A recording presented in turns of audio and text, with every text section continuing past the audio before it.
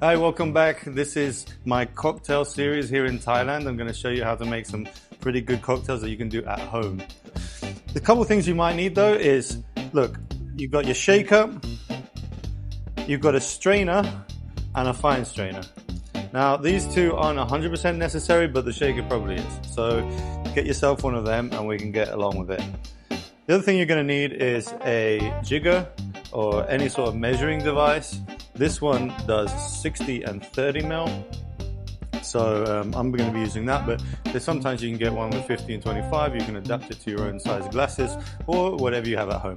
The idea here is that everybody can make this cocktail, and that's what I'm going to do. All right, so getting on with the cocktail. First, we're going to start by pouring the alcohol. Now, this is a blended whiskey. This one in particular is Shiva's Mitsuran. I think it's called something like that. It's basically a Shiva's that is finished in a Japanese cask. Either way, you can use whatever one you want, just as long as it's not too heavy on any flavors. Like it's kind of a kind of mild flavor. Okay. This one I've infused with cacao nibs and orange peel. So I've left it 24 hours. You don't want to leave it anymore because actually the orange peel can create bitterness as well as the cacao nibs, as they're quite strong flavored. So we're going to go in there with a 60 ml.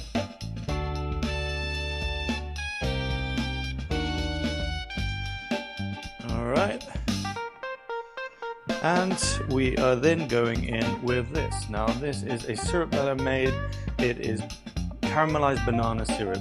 You can caramelize the banana by putting them on the grill with brown sugar.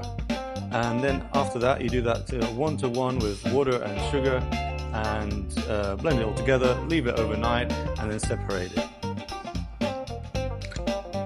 All right. Now, this is a Thai cocktail, so it kind of needs to be on the sweeter side. So you can do that.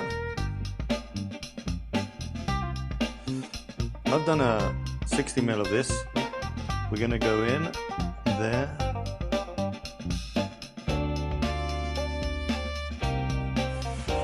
Next, just to make it even more Thai, we've got some sansom or sangsom. This is a Thai rum.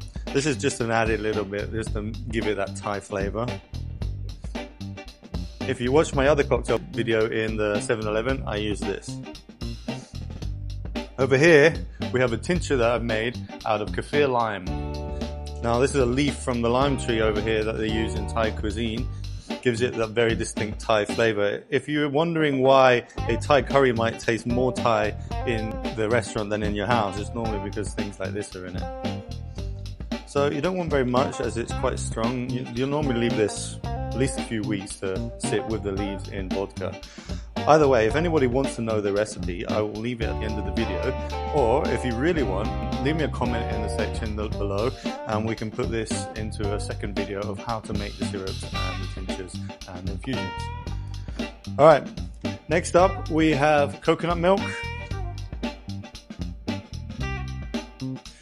Now, this is down to taste really. Some people want it to be more creamy, some people want it to be stronger. Now the flavors that we've put in already are quite strong flavors, so balance it out to your own taste. Alright. Now last but not least, I suggest that everybody who's making a cocktail put salt in it. Mainly because it's like unsalted food, you know, you don't want to add flavor by adding sugar, you want to add flavor by adding salt. Obviously sugar is in pretty much every cocktail, but if you can reduce the amount of sugar you use, that'll be better. And you can actually bring out a lot of flavor with salt. It also balances out the cocktail.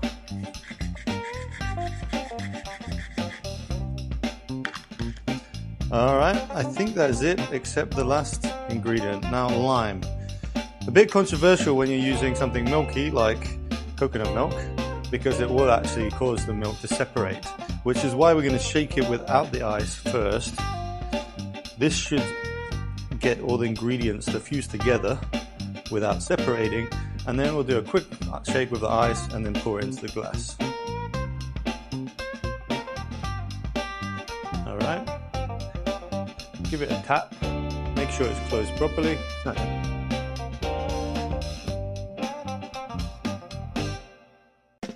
Now you can shake like this, or you can hold it like this as well.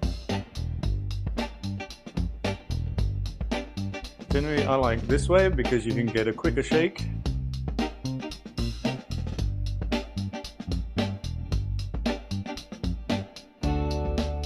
Right, after a good shake, we're going to open it up,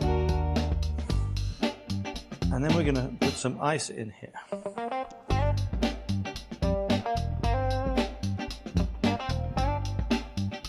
Right, for the first purpose of the video, I'm just going to use my hands because I've only got a small spoon, but the cocktail's for me, so it doesn't matter.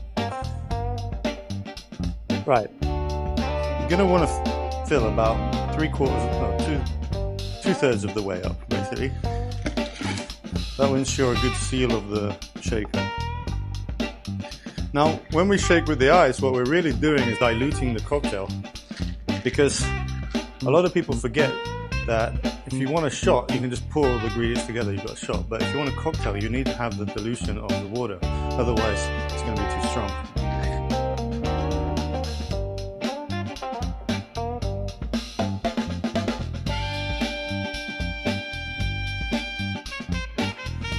Okay, to open it, you look for the straight line and you push it this way.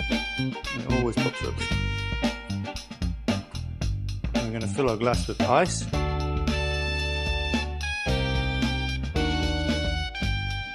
Okay, strainer goes in,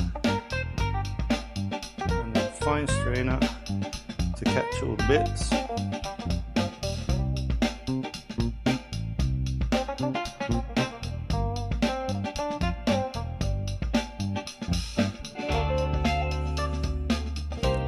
There you have it.